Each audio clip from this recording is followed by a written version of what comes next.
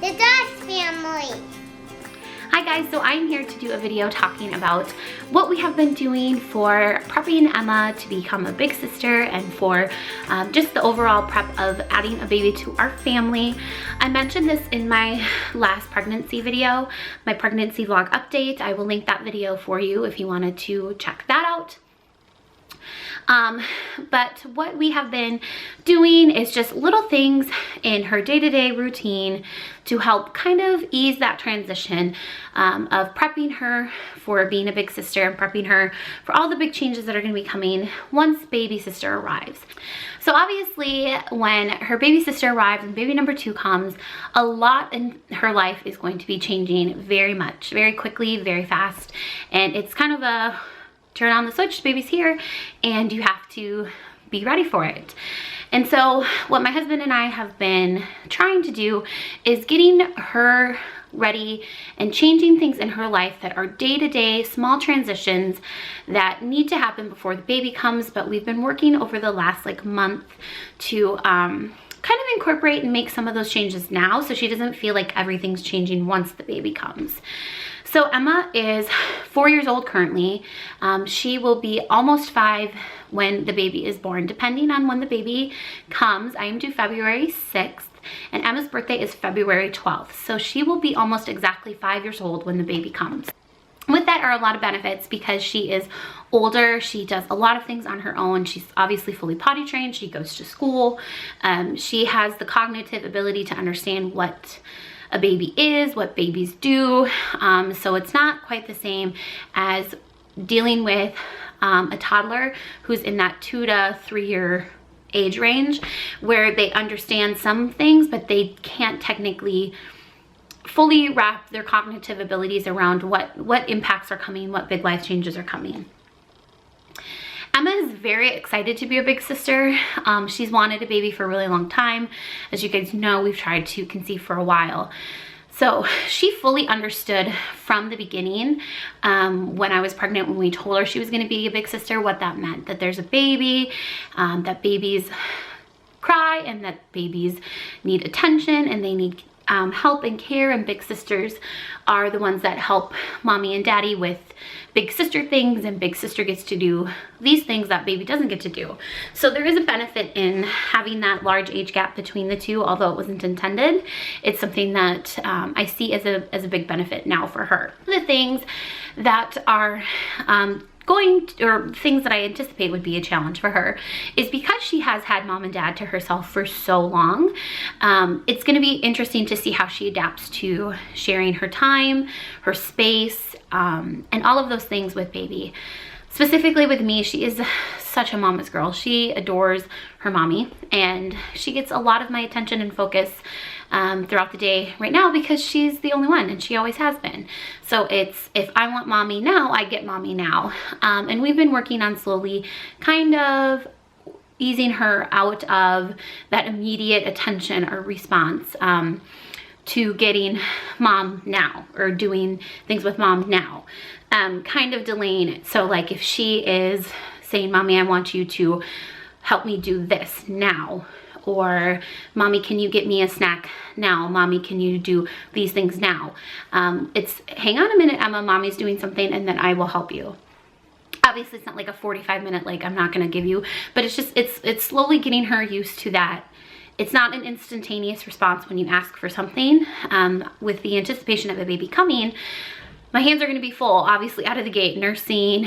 The baby just needs so much attention and care up front. And so we've worked on having that difference and change with her, as well as her saying, daddy, can you help do this? Because naturally she just comes to mom like most kids do, but understanding that daddy can help you do these things too.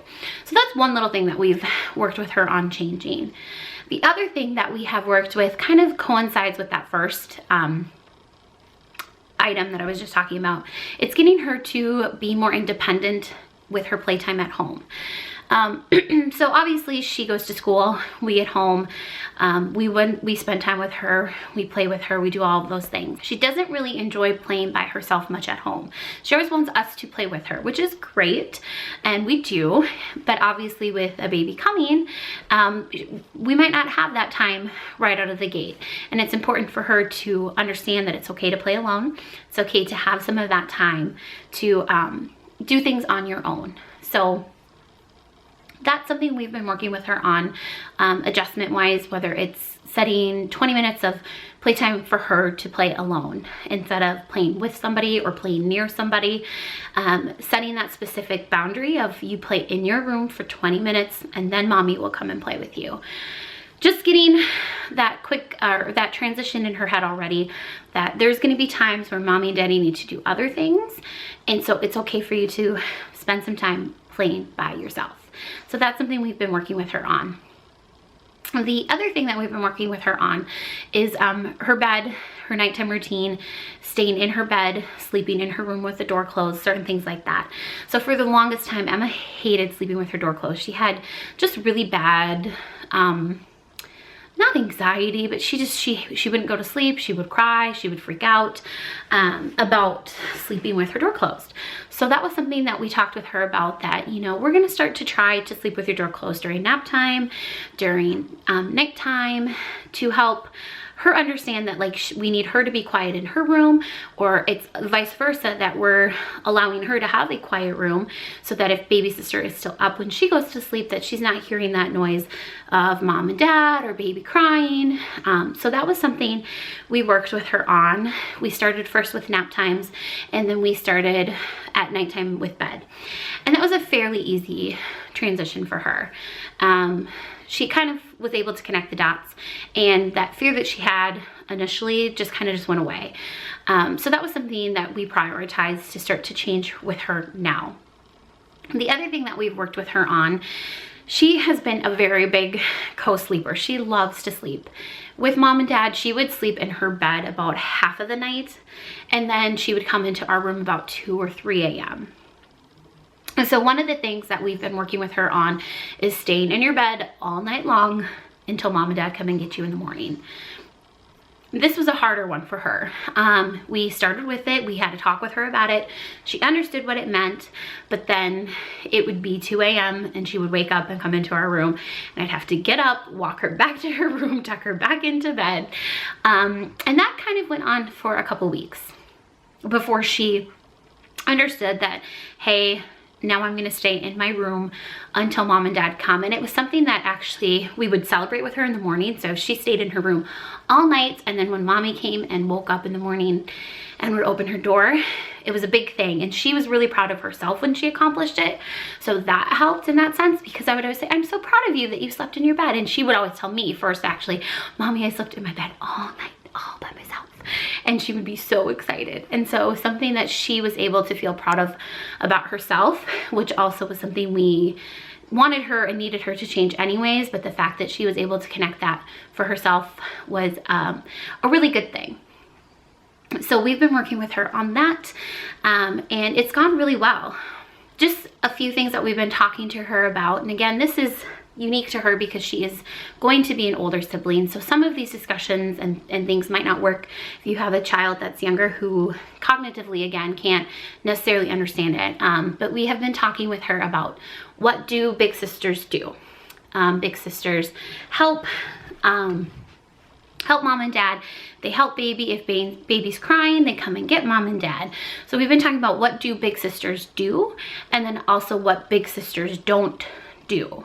So we've talked with her a lot about, you don't pick up the baby, you don't go in baby's crib, you don't try to feed baby, you don't pick her up, you don't, any of those things.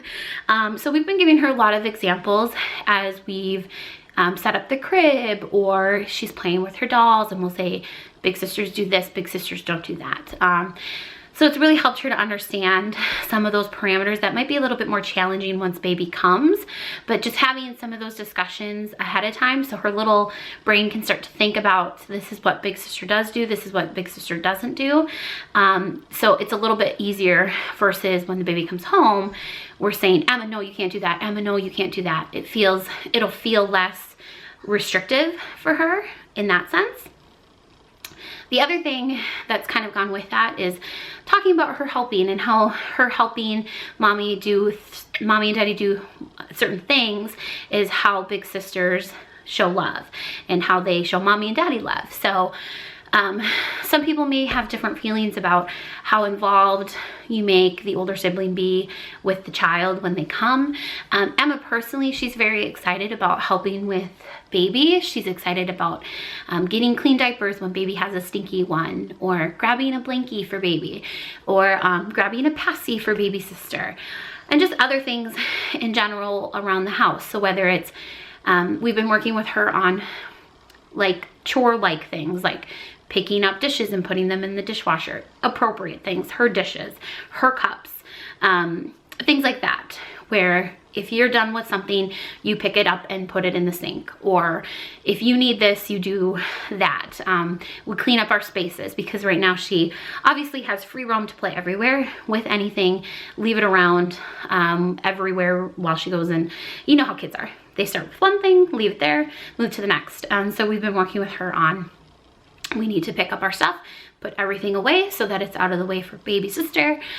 And she really actually enjoys all of those things. She loves to help me clean. She loves to help me vacuum. She loves to help me do dishes. She loves to help me cook. She loves to take out the trash.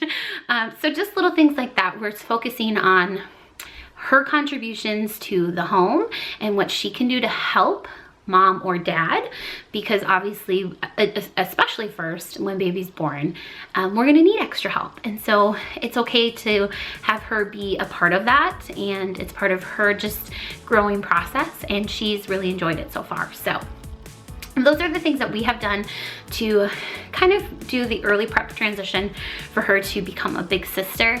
If you guys have any tips for things that you've used with your kids, I'd love to hear them. If you want to leave them in the comment section below. And I think that's it. If you have any questions, let us know. But thanks for watching, and we'll see you guys next time. Bye.